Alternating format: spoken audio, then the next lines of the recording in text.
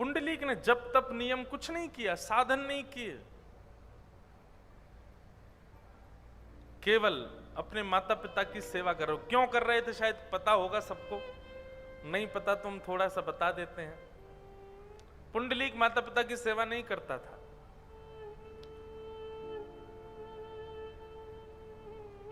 भक्ति में दो प्रकार के लोगों का प्रवेश होता है। मैं गलत भी हो सकता हूं लेकिन फिर भी बोल रहा हूं। भक्ति में दो प्रकार के लोगों का प्रवेश होता है।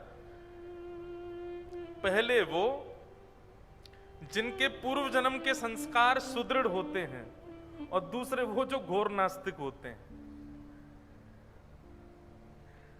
भक्ति में ये दो ही लोग प्रवेश करते हैं। या तो पूर्व जन्म के संस्कार सुदृढ़ हैं तो भक्ति में प्रवेश हो जाएगा, किसी किसी को सिखाना नहीं पड़ता, अपने आप उसमें भक्ति आ जाती है, अपने आप उसको प्रेम आ जाता है, अपने आप उसके अंदर भाव आ जाते हैं। और किसी किसी को लाख सिखाओ फिर भी नहीं सीखता, लेकिन एक घटना उसके जीवन में ऐसी घटेगी कि पूरा जीवन परिवर्तित, और वो ऐसा भक्त बनता है ठाकुर जी का, पुंडलीक जैसा। तो भक्ति में दो लोगों का प्रवेश है, या तो जिसके पूर्व जन्म के संस्कार सुदृढ़ हैं, या फिर इस जन्म में जो घोर नास्तिक है, जो बहुत दूर रहता है ठाकुर जी से। या तो वो ठाकुर जी के समीप चला जाएगा, या फिर वो जो पूर्व जन्म से समीप है वो समीप जाएगा। बीच वाले के सीताराम, बीच वाले तो ऐसे घूमते रहते हैं। मैंने ऐसा अनुभव किया, इसलिए मैं अपना अनुभव बता रहा हूं। कई लोगों को ऐसा देखा है, वो कथा भागवत कराने वालों का मजाक उड़ाते रहते, कथा करने वालों का मजाक उड़ाते रहते हैं, और उनके जीवन में ऐसी कोई घटना घट जाती है, सबसे आगे आसन लगा के बैठते हैं फिर कथा में। क्यों भाई, अब क्या हुआ? नहीं, मेरी आंखें खुल गई, अब तो बस यही मेरी ठौर है। तो पुंडलीक तो, भगवान तो बहुत दूर की बात, माता पिता कोई कुछ नहीं मानता था। एक दिन त्रिवेणी संगम प्रयागराज में एक आश्रम में पुंडलीक सोया था। रात्रि पानी पीने के लिए जैसे ही उठ करके बाहर गए तो देखा परम सुंदरी 3 नारियां झाड़ू लगा रही, और ज्यों-ज्यों झाड़ू लगा रही हैं त्यों-त्यों उनका रूप कुरूप होता जा रहा है, वो उनका स्वरूप बिगड़ता जा रहा है। पुंडलीक ने देखा ये अभी तो इतनी सुंदर थी, अचानक से इनका रूप इतना विचित्र क्यों होता जा रहा है। पुंडलीक ने जाकर के उन तीनों के चरणों में प्रणाम करते हुए कहा कि आपका स्वरूप इतना सुंदर था, फिर विचित्र क्यों हो गया? तीनों नारियां पुंडलीक को देख करके मुस्कुराने लगी, और कहीं देखते रहो, और देखते ही देखते थोड़ी देर और झाड़ू लगाते लगाते जैसे ही आश्रम के परिसर में आई, तो तीनों का स्वरूप जो धूमिल हुआ था वो फिर से पवित्र होने लगा और फिर से सुंदर हो गए। पुंडलीक चरणों में गिर गया, बोले मुझे रहस्य बताइए, ये क्या हुआ है? तो तीनों ने अपना परिचय दिया, हम त्रिवेणी हैं, गंगा, यमुना और सरस्वती। संसार के लोग पूरे दिन हम में स्नान करते हैं, अपने पाप हम में ही छोड़ जाते हैं, उनके पाप को हम धारण करती हैं, इसलिए हमारा रूप कुरूप हो जाता है। तो तुमने जो हमारा कुरूप देखा वो संसार के पाप थे हमारे ऊपर, लेकिन जैसे ही इस आश्रम परिसर में आकर के हमने झाड़ू लगाना प्रारंभ किया, यहाँ रहने वाले भजनानंदी संत, यहाँ रहने वाले तप करने वाले संतों की चरण रज जब हमारे मस्तक पर लगी, हमारे अंग पर लगी, तो हम फिर से, हमारे सारे पाप नष्ट हो गए और हम पवित्र हो गए। ये हमारा नित्य का क्रम है। हम नित्य रात्रि में आश्रमों में जाकर के झाड़ू लगाती हैं और दिन भर के जितने पाप हमारे ऊपर संसार के लोग चढ़ा जाते हैं सब नष्ट कर देते हैं। पुंडलीक बोला, संत चरण रज में इतनी सामर्थ्य है? बोले हाँ। पुंडलीक बोला तो मुझे क्या करना चाहिए? मैंने भी शायद जीवन में बहुत पाप किए हैं, उन पापों से निवृत्त होने के लिए मुझे भी आश्रमों में जाकर के संतों की चरण रज को सोहनी करनी चाहिए। त्रिवेणी ने कहा, यदि संभव हो तो संतों की चरण रज की सोहनी करो। श्री गुरु चरण सरोज रज निज मन मुकुर सुधार, वरनौ रघुवर विमल यश जो दायक फल चार। श्री गुरु के चरणार बिंदों की रज, संत महापुरुषों की चरणों की रज में बहुत सामर्थ्य है पुंडलीक। यदि संभव हो तो संतों की चरण रज की सेवा करे, और संभव नहीं है तो घर में विराजमान माता पिता को ही सर्वस्व मान करके, लक्ष्मी नारायण मान करके, यदि नित्य उनकी चरण रज ही माथे से लगा ले तो माता पिता के चरणों में प्रणाम करने से, उनकी चरण रज माथे से लगाने से, संतों को प्रणाम करने से भी अधिक फल प्राप्त हो जाता है।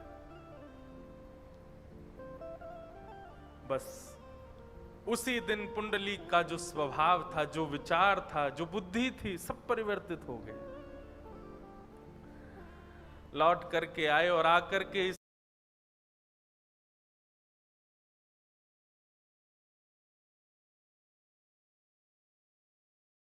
इसी चंद्रभागा नदी के तट पर छोड़, उसी दिन पुंडलीक का जो स्वभाव था, जो विचार था, जो बुद्धि थी, सब परिवर्तित हो गए। लौट करके आए और आकर के इसी चंद्रभागा नदी के तट पर छोटी सी कुटिया में पुंडलीक अपने माता पिता की सेवा करने लगे। जब पिता के चरण दबाते थे तो ये नहीं विचार करते थे कि मेरे पिता हैं, ये विचार करते कि यही परम तत्व भगवान नारायण हैं। उनके चरणों की सेवा करते। जब मां की सेवा करते तो यही विचार करते, साक्षात रुक्माई हैं, साक्षात रुक्मणी मैया हैं, उन्हीं की सेवा कर रहा हूं।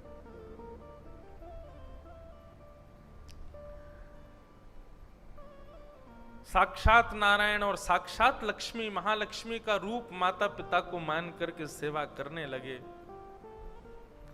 पुंडलीक की उस भक्ति से अत्यंत प्रसन्न श्री द्वारिकाधीश पंढरपुर में आकर के विराजमान हो गए। बोलो विठ्ठल भगवान की। ठाकुर जी आए तो थे पुंडलीक को दर्शन देने के लिए। भगवान के तन की इत्र की सुगंधी, जिसको लेने के लिए देवता भी तरसते हैं, उस तन की सुगंधी को जैसे ही पुंडलीक की नासिका ने ग्रहण किया, पुंडलीक अपनी नाक बंद करने लगा, अपने माता पिता के ऊपर पंखा करने लगा, कहीं ये सुगंधी मेरे माता पिता को ना आ जाए तो सुगंधी के कारण इनके नेत्र ना खुल जाएं। देखने लगा कहां से आ रही है ये सुगंधी, खिड़कियां बंद करने लगा। अब सोचो, विचार करो, साधारण इत्र की सुगंधी इतनी बढ़िया लगती, ठाकुर जी के अंग की सुगंधी आ रही है, लेकिन पुंडलीक को वो बाधा लग रही है कि मेरे माता पिता कहीं उठ नहीं जाएं इस सुगंधी से। ठाकुर जी के चरणों में विराजमान नूपुरों की ध्वनि छम छम छम आवाज कर रही है। जिन नूपुरों की ध्वनि पर शाम वेद प्रकट होते हैं, उन नूपुरों की ध्वनि पर पुंडलीक तुरंत खिड़की में जाता है, दरवाजे पर जाता है, इशारा करता है, अरे थोड़ा धीरे चलो, कौन आवाज कर रहा है ये? आपकी नूपुरों की ध्वनि से मेरे माता पिता के कहीं नेत्र ना खुल जाएं। ज्यों-ज्यों पुंडलीक ठाकुर जी के गुणों को अपनी सेवा में बाधा मान रहा है, त्यों-त्यों ठाकुर जी और प्रसन्न हो रहे हैं। लक्ष्मी जी बोली, कैसे भक्त के यहां आए हो आप? आपकी इत्र की सुगंधी इसको बाधा लगती है, आपके चरणों के नूपुरों की ध्वनि इसको बाधा लगती है नाथ। बोले, यही निष्ठा तो मुझे प्रिय लगी पुंडलीक की। दुनिया के लोग इन सब आवरणों पर रीझ जाते हैं, पर पुंडलीक की सेवा में मेरे आवरण भी उसको हटा नहीं पा रहे हैं। वो अभी भी माता पिता की सेवा में ही है। ये निष्ठा, ये प्रेम, ये लगन मुझे पुंडलीक की खींच लाई है यहां तक। द्वार पर आकर के भगवान खड़े हो गए। पुंडलीक बोला, कौन हो भैया, आप क्यों आए हो यहां पर? लक्ष्मी जी ने कहा, साक्षात त्रिलोकीनाथ, ब्रह्मांड के नायक, जगदीश्वर ईश्वर श्री द्वारिकाधीश तुम्हारे द्वार पर आए। पुंडलीक, आओ स्वागत करो भगवान का। पुंडलीक दूर से देख के कहता है, इनको किसने बुलाया था यहां पे, क्यों आए हैं यहां पे? इनको मैंने तो नहीं बुलाया था, मैंने तो आमंत्रण नहीं दिया था, फिर क्यों चले आए? लक्ष्मी जी हाथ पकड़ के बोली, अब या तो आप चलो, नहीं तो मैं नाराज हो जाऊंगी। कैसे भक्त के आए हो आप? उसको पता दिया हमने कि भगवान आए, तब भी नहीं आ रहा है बाहर। ठाकुर जी बोले, अब तो इससे जरूर मिलके जाऊंगा मैं। इसको ये बात भी नहीं हिला रही है सेवा से कि मैं परमात्मा द्वार पर खड़ा हूं। अरे कोई ये सुन ले कि बाहर कोई एक्टर आ गया है तो अपने चार काम छोड़ के भाग जाए। ये पता चल जाए कि हमारे नगर के विधायक जी आए बाहर, अभी कोई हल्ला कर दे कि बंबई से कोई बहुत बड़ा फिल्म सितारा आया, आप कथा छोड़ के भाग जाओगे। सेवा तो बहुत दूर की बात। लेकिन पुंडलीक को तो यह बता दिया कि साक्षात परमात्मा तेरे द्वार पर आए हैं, स्वयं लक्ष्मी बता रही हैं। पुंडलीक कहता है, इनको किसने बुलाया? मैंने तो नहीं बुलाया था, और जब मैंने नहीं बुलाया तो मैं स्वागत क्यों करूं इनका? लक्ष्मी जी नाराज हो गई, लेकिन ठाकुर जी बोले, इसकी सेवा तो देखो, इसकी निष्ठा तो देखो। मेरे तन की सुगंधी इसको नहीं हिला पा रही, मेरे नूपुरों की ध्वनि से इस पर कोई असर नहीं पड़ता, मेरे स्वरूप के सौंदर्य से इसको प्रभाव नहीं हो रहा। मैं कौन हूं ये पता लगने पर भी वो अपनी सेवा नहीं छोड़ रहा है। ऐसी निष्ठा मुझे ये प्रिय है, मैं तो इससे मिलके जाऊंगा। रुक्मणी जी उदास होकर के चली गई। बोले, तुम जाओ तो जाओ, हम तो इससे मिलके आएंगे। जाते जाते रुक्मणी जी कह गई, पतिदेव तो मेरे ही हैं, खड़े बेचारे द्वार पर। अरे पुंडलीक, स्वागत नहीं कर सकते तो कम से कम आसन ही दे दो भगवान को। अरे घर पर आए मेहमान को कोई बैठाता तो है, आसन दे दो एक। पुंडलीक बोला, कहां जाऊं आसन लेने के लिए? इतने विशाल तो ये हैं, बैठने के लिए भी बड़ा आसन चाहिए होगा इनको, कहां से लाऊं? तभी एक ईंट वहां थी, खिसका दी भी नहीं, पधराई भी नहीं, व्यवस्थित भी नहीं, कि खिसकाई है नीचे से, लीजिए, जब तक मेरी सेवा ना हो जाए प्रतीक्षा कीजिए, आसन पर बैठिए। लक्ष्मी जी ने हाथ पकड़ लिया, बोले, खबरदार, जो आप यहां रुके तो चलिए मेरे साथ। ठाकुर जी बोले, नहीं, अब तो मैं मिलके ही जाऊंगा। और ठाकुर जी पुंडलीक के द्वारा पधराए हुए उस निष्ठुर आसन पर अपनी दोनों भुजाओं पर कमर धारण करके खड़े हो गए। श्री पुंडलीक भगवान, श्री पंडरीनाथ भगवान अपने भक्त पुंडलीक की प्रतीक्षा में आज तक खड़े हैं। आज भी प्रतीक्षात्मक मुद्रा है श्री पंडरीनाथ विठल भगवान की। इस भूमंडल को, इस पृथ्वी को, इस पूरे ब्रह्मांड को एक ऐसा रूप प्रदान किया जो रूप केवल पंढरपुर में और कहीं नहीं है।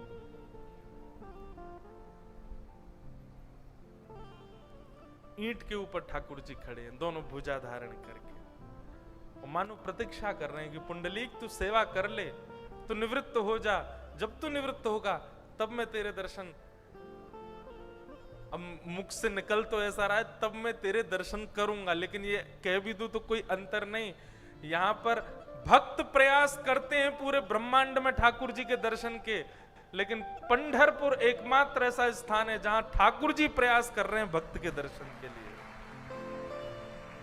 ऐसा ये पंढरपुर। अच्छा, एक बात कहूं, भक्ति ऐसी ही होनी चाहिए। मैं प्रयास करता रहूं ठाकुर जी से मिलने के लिए तो समझो भी भक्ति सामान्य है, लेकिन भक्ति की स्थिति ऐसी हो जाए कि ठाकुर जी प्रयास करें मुझसे मिलने का, मेरे पास आने का, मेरे पास बैठने का।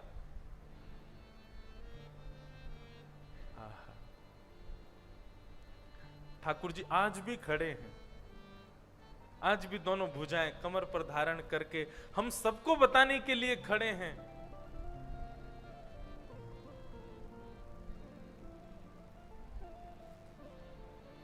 बहुत भाव है। अब 7 दिन हम पे कुछ है ही नहीं, हम पे यही काम है, हम पंडरीनाथ भगवान के नए नए भाव ही बताते रहेंगे।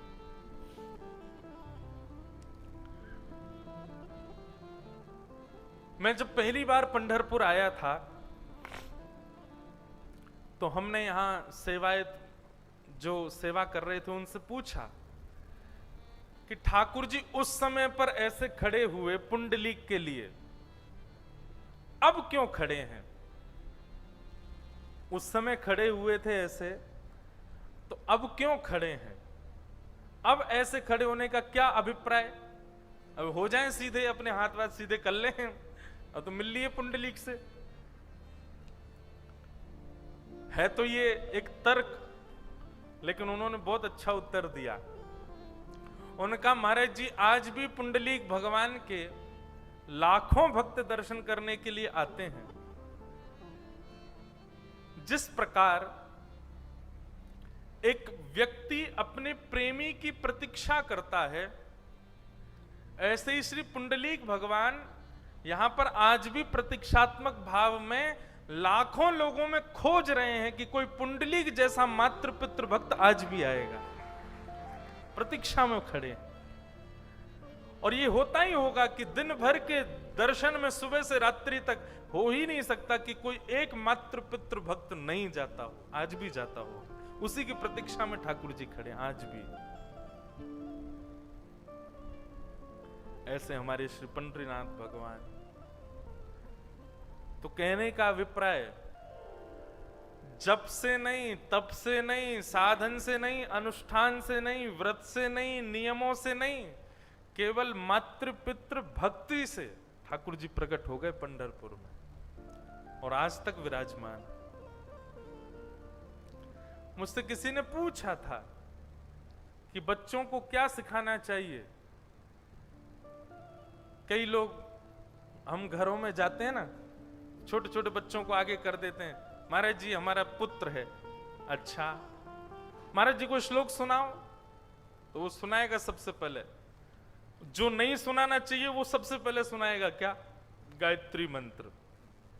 लगभग घरों में बच्चे गायत्री मंत्र जरूर सुनाते हैं। आपको हम बताते हैं गायत्री मंत्र ऐसे नहीं बोलना चाहिए। गायत्री मंत्र के लिए गुरु आज्ञा आवश्यक है। गायत्री मंत्र के लिए यज्ञोपवीत संस्कार आवश्यक है। गायत्री किसी गुरु के द्वारा दी जाती है, तभी अधिकार प्राप्त होता है आपको बोलने का। गायत्री करने वाले को त्रिकाल संध्या करनी पड़ती है। उसके अतिरिक्त यदि आप गायत्री मंत्र बोलते हैं तो उसका फिर प्रभाव अच्छा नहीं होता। कोई दोष नहीं है, पर सबका एक नियम होता है। ऐसे गायत्री का भी एक नियम है। आप सवेरे सवेरे नहाने जा रहे हो, सोई वो चला देते हैं। कई घरों में वो होता है ना, एक स्पीकर जैसा लगा रहता है, उसमें कंटिन्यू चलता रहता है, उसमें गायत्री मंत्र ही चल रहा है। आप नहा रहे हो, धो रहे हो, दांत मांज रहे हो, गायत्री मंत्र चल रहा है घर में। इसका प्रभाव ठीक नहीं है।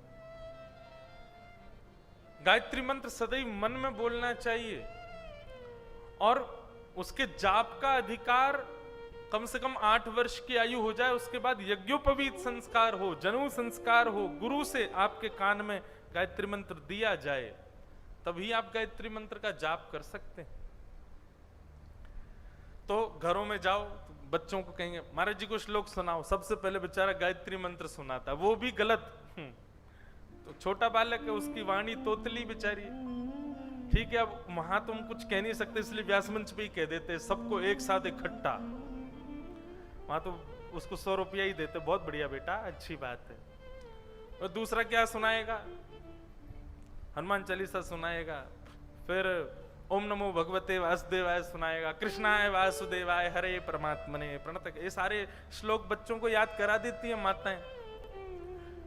कोई बुराई नहीं है, पर यदि हमसे पूछो तो बच्चों को सबसे पहले कम से कम जब तक वो 8-9 वर्ष के ना हो जाएं, 10 वर्ष के ना हो जाएं, तब तक माता पिता को अपनी सेवा सिखानी चाहिए, अपना सेवक बनाना चाहिए। अपनी सेवा सिखाओ, अपने माता पिता दादा दादी की सेवा सिखाओ, परिवार की सेवा सिखाओ उस बालक को।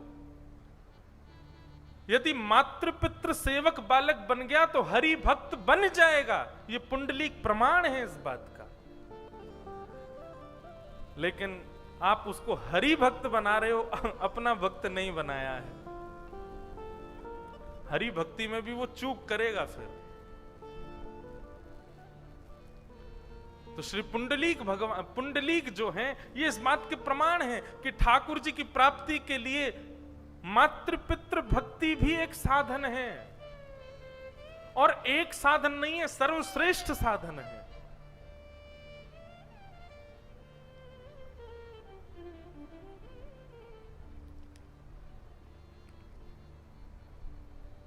कई बच्चे होते हैं वो इंट्रोवर्ट होते हैं, ज्यादा एक्सप्रेस नहीं कर पाते अपने माता पिता के प्रति प्रेम जो होता है। कोई आवश्यकता नहीं कि आप सब चीज प्रस्तुत करो, पर हृदय में वो प्रेम सदा स्थितिवंत होना चाहिए। तो ऐसे पुंडलीक की भक्ति से प्रसन्न होकर के श्री पंडरीनाथ भगवान चंद्रभागा नदी के तट पर यहां विराजमान है। एकमात्र ऐसे ठाकुर जी हैं, हमारे भारत में दो ऐसे ठाकुर जी हैं जिनको सबको छूने का अधिकार है, सब छू सकते हैं उनको। एक तो श्री पंढरपुर के श्री हमारे विट्ठल भगवान, और दूसरे हमारे ब्रजमंडल में श्री गोवर्धन नाथ, श्री गिरिराज जी।